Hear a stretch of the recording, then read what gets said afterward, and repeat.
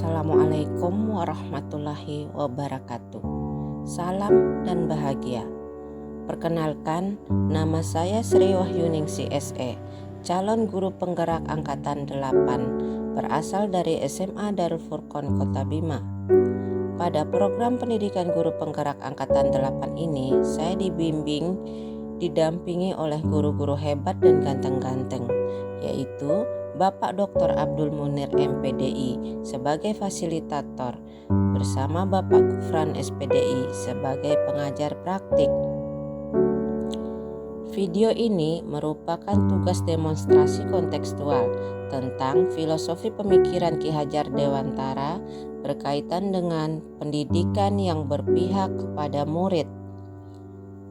Ki Hajar Dewantara dengan nama asli Raden Mas Suwardi Suryaningrat adalah merupakan bapak pendidikan nasional karena filosofinya tentang pendidikan. Beliau merupakan bangsawan Jawa, aktivis pergerakan kemerdekaan Indonesia, guru bangsa, kolumnis, politisi, dan pelopor pendidikan bagi kaum pribumi Indonesia dari zaman penjajahan Belanda. Menurut Ki Hajar Dewantara, pendidikan adalah memberi tuntunan terhadap segala kekuatan kodrat yang dimiliki anak agar anak mampu mencapai keselamatan dan kebahagiaan yang setinggi-tingginya, baik sebagai seorang manusia maupun sebagai anggota masyarakat.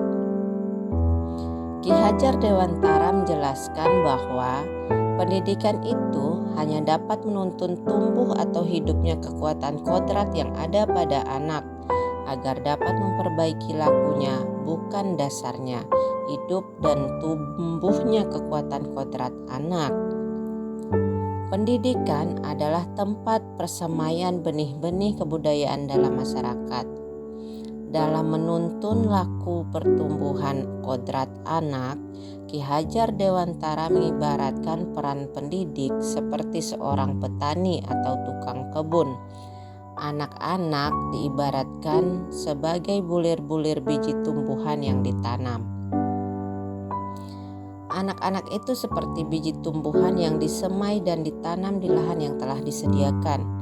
Seorang petani dapat memperbaiki lahan, memelihara, memberi pupuk dan air, menjaga dari gangguan jamur dan binatang yang merugikan, sehingga panennya akan dapat dirasakan oleh petani itu sendiri dengan penuh sukacita. Dalam pelaksanaannya, proses pendidikan harus berpusat pada murid. Pendidikan yang berpihak pada murid ialah pendidikan yang menuntun tumbuhnya potensi minat, bakat, serta sesuai dengan kodrat alam dan kodrat zaman anak. Pendidikan yang berpihak pada murid menekankan pada minat, kebutuhan, kemampuan individu, menghadirkan model dan metode belajar yang menggali motivasi untuk menjadikan pembelajar sepanjang hayat dan selalu ingin tahu terhadap informasi dan pengetahuan. Jadi, pendidikan yang berpihak pada murid merupakan pendidikan yang menitik beratkan murid sebagai prioritas utama yang mendapatkan perhatian penuh untuk tumbuh dan berkembang sesuai kodrat alam dan kodrat zamannya. Dengan kata lain, dalam proses pembelajaran, murid lebih banyak aktif, bekerja dan bergerak. Murid bukanlah sebuah objek yang hanya menerima dan menerima saja, tetapi murid merupakan sebuah subjek yang harus bergerak aktif. Terdapat beberapa karakteristik dalam metode pembelajaran yang berpihak pada murid. Di antaranya, yang pertama, terciptanya manusia merdeka. Manusia merdeka adalah manusia yang hidupnya lahir atau batin tidak tergantung pada orang lain, akan tetapi bersandar atas kekuatan sendiri. Pendidikan menciptakan ruang bagi murid untuk bertumbuh secara utuh agar mampu memuliakan dirinya dan orang lain dan menjadi mandiri. Kekuatan diri yang dimiliki menuntun murid menjadi cakap mengatur hidupnya dengan tanpa terperintah oleh orang lain. Dalam proses pembelajaran di kelas, anak harus belajar dengan bebas tanpa adanya suatu tekanan, tanpa takut disalahkan, bebas mengutarakan pendapat, serta bebas mengembangkan kreativitas. Hal-hal tersebut diantaranya tentang filosofi kemerdekaan dan kemandirian yang diusung Ki Hajar Dewantara. Murid merupakan subjek pendidikan, mendesain pembelajaran sesuai pemikiran Ki Hajar Dewantara yang dikenal dengan program Merdeka Belajar. Pemikiran Ki Hajar Dewantara dapat terwujud dengan menerapkan Merdeka Belajar, kemerdekaan belajar yang memberikan kesempatan bagi murid untuk belajar dalam suasana yang menyenangkan tanpa adanya rasa tertekan karena paksaan. Setiap anak memiliki kemerdekaan untuk belajar sesuai dengan keinginan dan kemampuan alamiah yang terbentuk dalam diri anak itu sendiri. Karakteristik dalam metode pembelajaran yang berpihak pada murid yang kedua adalah mengembangkan bakat dan minat murid. Bakat adalah kemampuan bawaan dari lahir, sedangkan minat terbentuk selama proses tumbuh kembang anak. Bakat yang dimiliki anak tidak selalu berhubungan dengan akademis maupun kemampuan kognitif. Namun, bakat bisa jadi berhubungan dengan hal-hal yang bersifat sosial, seperti kemampuan berkomunikasi. Jadi, seorang guru harus bisa memetakan potensi murid melalui kegiatan-kegiatan ekstrakurikuler di sekolah.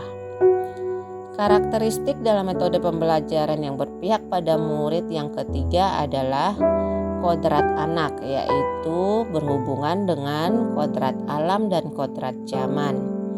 Ki Hajar Dewantara mengingatkan bahwa pendidikan anak sejatinya menuntut anak supaya dapat mencapai kodratnya sesuai alam dan zamannya. Untuk itu, sebagai pendidik harus bisa adaptif terhadap perkembangan zaman sehingga proses tumbuh kembang anak dapat optimal. Sebagai seorang pendidik, terdapat peran guru menurut Ki Hajar Dewantara yang merupakan filosofi pendidikan yang sangat populer dan bahkan menjadi semboyan pendidikan di Indonesia, yaitu yang pertama, Ingarso Sung Tulodo, yang artinya guru sebagai tauladan yang baik bagi murid. Yang kedua, Ing Madya Mangunkarso, yang artinya di tengah kesibukannya, guru harus mampu memberikan semangat ataupun dukungan bagi murid. Yang ketiga, Tutwuri Handayani, yang artinya mampu memberikan dorongan moral dan semangat dari belakang. Bentuk penerapan atau implementasi pemikiran Ki Hajar Dewantara di sekolah saya adalah yang pertama, guru menjadi contoh terbaik atau suri teladan terbaik bagi murid. Contohnya, mentaati peraturan sekolah, sabar menghadapi murid, tidak membeda-bedakan murid, bertanggung jawab terhadap pekerjaan, serta baik di lingkungan masyarakat. Yang kedua, menanamkan budi pekerti, di antaranya berdoa sebelum dan sesudah kegiatan pembelajaran, sopan santun, disiplin, menghormati guru, dan tidak membeda-bedakan teman. Yang ketiga, memetakan potensi murid melalui kegiatan ekstrakurikuler, di antaranya pada saat kegiatan marawis, olahraga, perjusami, baca tulis Al-Quran. Untuk dapat mewujudkan pendidikan yang berpihak pada murid, itu tidaklah mudah. Pasti terdapat tantangan yang akan dihadapi. Tantangan itu diantaranya yang pertama, kurangnya minat dan motivasi belajar pada murid. Yang kedua, kurangnya pemahaman guru tentang pemikiran Ki Hajar Dewantara terkait pendidikan yang berpihak pada murid. Tantangan tersebut haruslah dicarikan solusi yang tepat agar tercipta pendidikan yang berpihak pada murid. Beberapa solusinya antara lain, yang pertama, membuat suasana kelas lebih menyenangkan dengan pembelajaran inovatif sesuai dengan pemikiran Ki Hajar Dewantara dan perkembangan zaman. Guru harus mengembangkan pengetahuan dan keterampilannya dengan mengikuti seminar, workshop, diklat tentang pendidikan yang berpihak pada murid. Yang ketiga, membiasakan diri untuk selalu melakukan refleksi pembelajaran. Guru merupakan pendidik dan pengajar yang berperan menuntun murid mengikuti perkembangan zaman, menuntun murid dalam melaksanakan pembelajaran, menuntun murid dalam mencapai cita-cita, menuntun murid dalam mencapai kebahagiaan hidupnya, menuntun murid merdeka dalam belajarnya. Tripusat pendidikan dapat mewarnai murid yaitu keluarga, sekolah, dan masyarakat. Oleh sebab itu, dibutuhkan komitmen yang tinggi untuk bersungguh-sungguh mengimplementasikan desain kerangka pembelajaran menurut pemikiran Ki Hajar Dewantara. Walaupun mungkin banyak tantangan yang dihadapi, namun dengan satu keyakinan yang kuat mulai dari diri, maka yakinlah bahwa semua akan berproses menjadi sesuatu yang sangat bermanfaat, bermakna, dan bernilai di kemudian hari, baik bagi diri sendiri maupun bagi orang lain. Demikianlah video demonstrasi kontekstual tentang filosofi pemikiran Ki Hajar Dewantara. Semoga apa yang saya sajikan bisa bermanfaat. Lebih dan kurangnya saya mohon maaf. Terima kasih atas perhatiannya. Salam guru penggerak, tergerak, bergerak, dan menggerakkan.